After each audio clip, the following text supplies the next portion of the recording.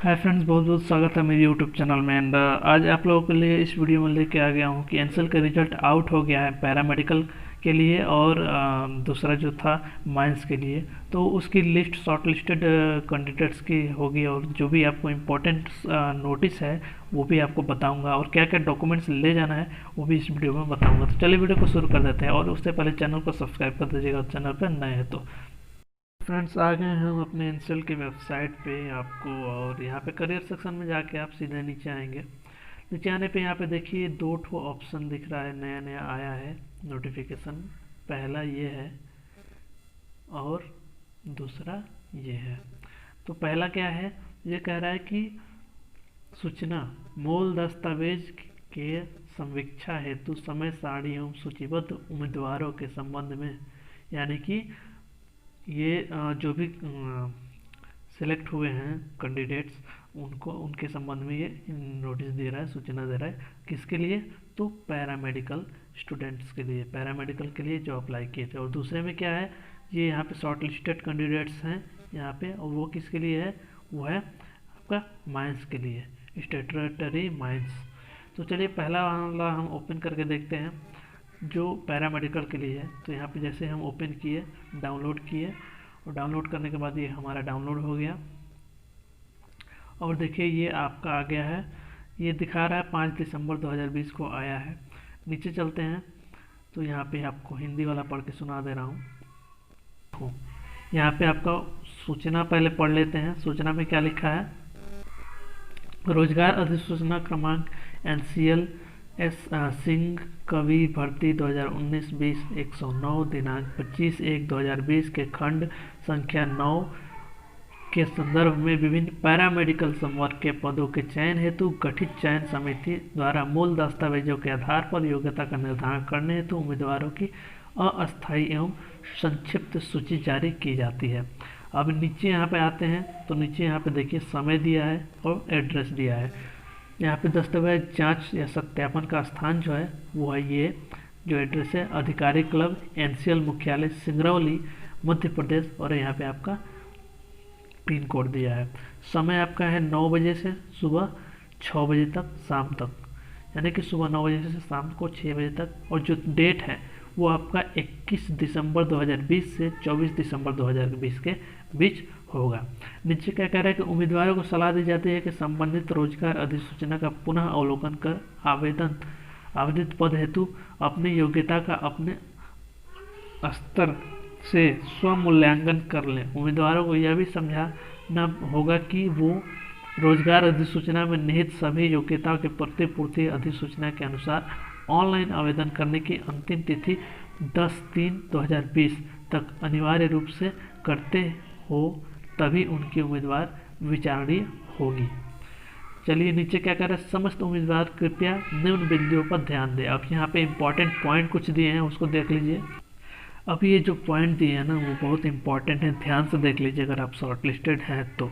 देखिए कह रहा है प्रत्येक उम्मीदवार अपने निम्नलिखित मूल दस्तावेजों के साथ निर्धारित तिथि, समय एवं स्थल पर उनकी जांच या सत्यापन के लिए उपस्थित होंगे। अब क्या क्या ले जाना है, तो यहाँ पे संलग्न A में दिए गए अनुसार आवेदित पद के लिए न्यूनतम आवश्यक योग्यता का मूल प्रमाण पत्र, जैसे कि जो भी आपका सर्टिफिकेट है वो ले जाना है। पहचान पत्र के रूप में आपका Aadhaar card, PAN card, driving licence, मतदाता पहचान पत्र इत्यादि भारत सरकार द्वारा जारी किया गया हो। तीसरा कह रहा है अनुसूचित जाति, अनुसूचित जनजाति या फिर अन्य पिछड़ा वर्ग या फिर EWS श्रेणी के लिए भारत सरकार के दिशा निर्देश के तहत आरक्षण का दावा करने वाले उम्मीदवारों के लिए निर्धारित प्रारूप सक्षम प्राधिकरण द्वारा जारी मूल और वैध जाति प्रमाण पत्र या फिर EWS प्रमाण पत्र। वहीं पूर्व सैनिक हो अगर तो बुक या फिर प्रमाण पत्र यदि लागू होता है तो।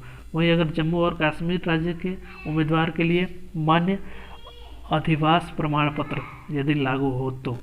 अभी वहाँ पे आगे कह रहा है 6 नंबर पे कि भिन्न रूप से सक्षम जैसे PWD वैध प्रमाण पत्र की मूल प्रति जो कि भारत सरकार द्वारा निर्धारित प्रारूप में सक्षम अधिकारी द्वारा जारी की गई हो और इसमें पहचान के रूप में विकलांगता का प्रदर्शित जैसे कि संबंधित रोजगार अधिसूचना में निर्धारित है दर्शाया गया हो इस संबंध में आवेदित पद हेतु आरक्षण तथा छूट का लाभ लेने के लिए दिव्यांगता 40% से अधिक होनी चाहिए। अच्छा, 7 नंबर में देखिए क्या कह रहा है पॉइंट में, रोजगार अधिसूचना के अनुसार किसी भी सरकारी संस्था या फिर अर्ध सरकारी संस्था द्वारा अथवा किसी स्वायत्त संस्था में पूर्ण रूप से या फिर आंशिकली या अनुबंध के आधार पर कार्यरत उम्मीदवारों को अपनी अनापत्ति प्रमाण पत्र यानी कि NOC प्रस्तुत करना होगा। वहीं 8 नंबर पॉइंट में कह रहा है कि उम्मीदवारों को सभी वांछित दस्तावेज की स्व प्रमाणित फोटोकॉपी की 2 सेट लाने होंगे। स्व प्रमाणित मतलब सेल्फ अटेस्टेड। वहीं 9 नंबर में कह रहा है कि हाल ही के 6 सेट पासपोर्ट आकार के फोटो यानी कि 6 कॉपी, वो भी जो 3 महीने से कम का हो, 3 महीने से ज़्यादा पुराना ना हो, वो ले जाना है। स्व प्रमाणित मतलब कि सेल्फ अटेस्टेड।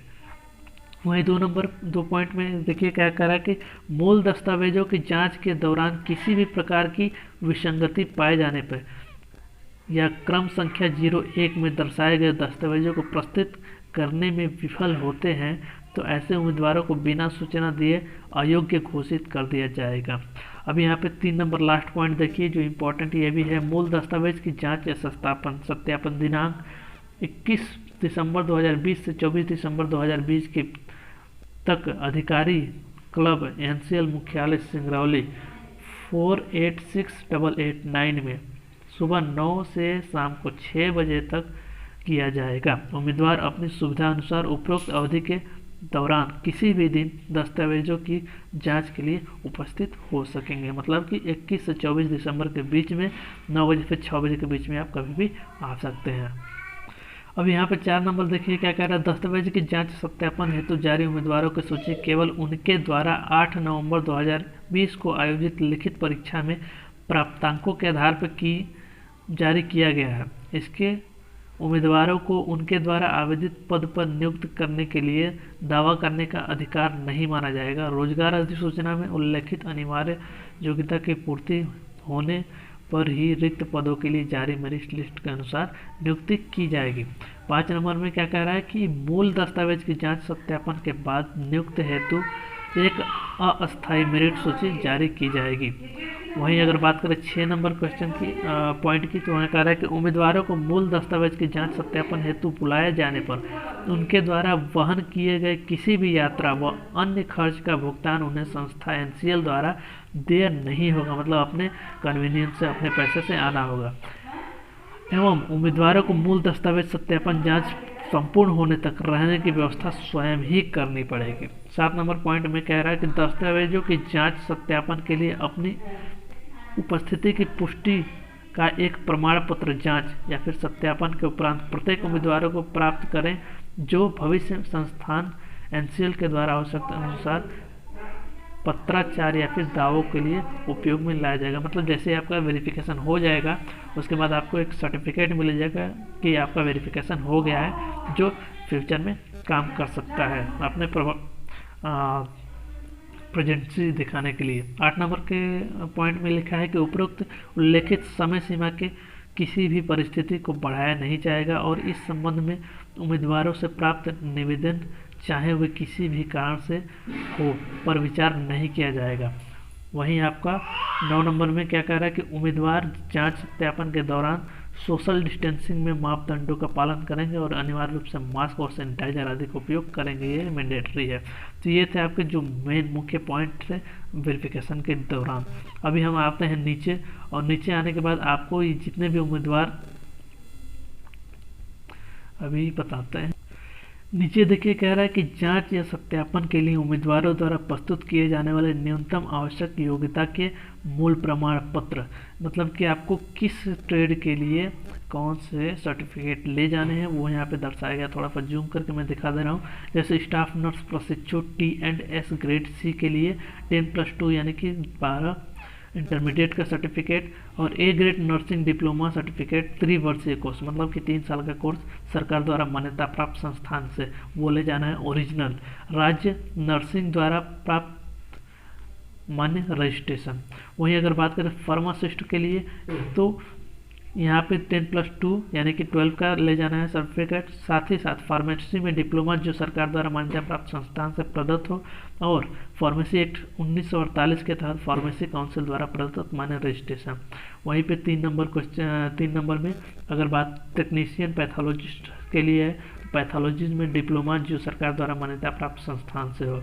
अगर आप टेक्नीशियन रेडियोग्राफर के लिए अप्लाई किए हैं तो उसके लिए आपको रेडियोग्राफी में डिप्लोमा जो सरकार द्वारा मान्यता प्राप्त संस्थान से हो।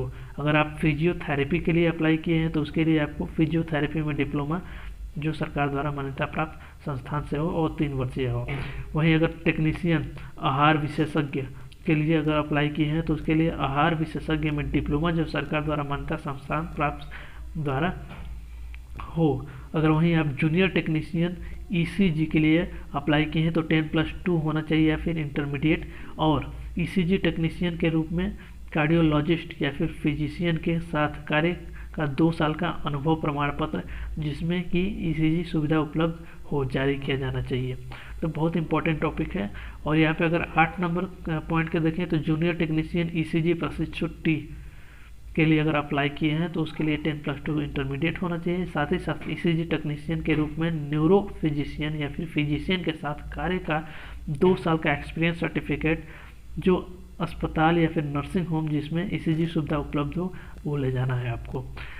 अगर बात करें टेक्नीशियन दंत यानी कि डेंटिस्ट के लिए अप्लाई किए हैं तो उसके लिए 10+2 इंटरमीडिएट का, साथ ही साथ दंत चिकित्सा में डिप्लोमा जो सरकार द्वारा मान्यता प्राप्त संस्थान द्वारा प्रदत्त हो। वहीं अगर आप ऑडियोमेट्री टेक्नीशियन के लिए अप्लाई किए हैं तो 10+2 इंटरमीडिएट होना चाहिए, और साथ ही साथ ऑडियोमेट्री में डिप्लोमा जो सरकार द्वारा मान्यता प्राप्त संस्थान से हो। तो ये आपके कौन कौन से सर्टिफिकेट ले जाने हैं किस स्टेट के लिए वो हो गया। अभी आप नीचे आएंगे तो यहाँ पे सारे कैंडिडेट्स जो सेलेक्ट हुए हैं उनकी लिस्ट दी गई है। यहाँ पे आप डाउनलोड करके देख सकते हैं, लिंक दे दूंगा मैं डिस्क्रिप्शन में। तो ये थी आज की वीडियो में, इतना ही था। चलिए और कुछ बताते हैं आपको।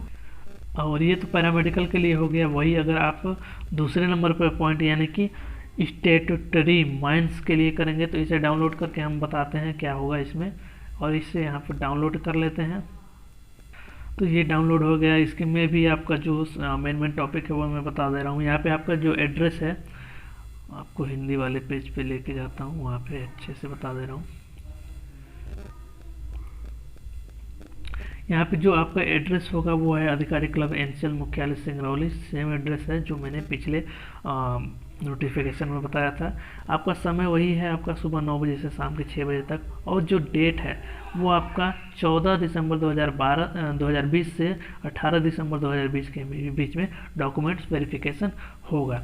अभी जो इम्पोर्टेंट पॉइंट है यहाँ पे आप पढ़ लीजिएगा एक बार, डिस्क्रिप्शन में लिंक दे दूँगा वहाँ से डाउनलोड करके। तो और नीचे आएंगे थोड़ा सा तो यहाँ पे आपको वो सारे कैंडिडेट्स का मिल जाएगा लिस्ट जो सिलेक्ट हुए हैं डॉक्यूमेंट वेरिफिकेशन के लिए। तो आज की वीडियो में इतना ही। आई होप आपको समझ में आया होगा। कोई भी डाउट हो तो कमेंट बॉक्स में कमेंट जरूर करिएगा। Thank you for watching. Thank you so much.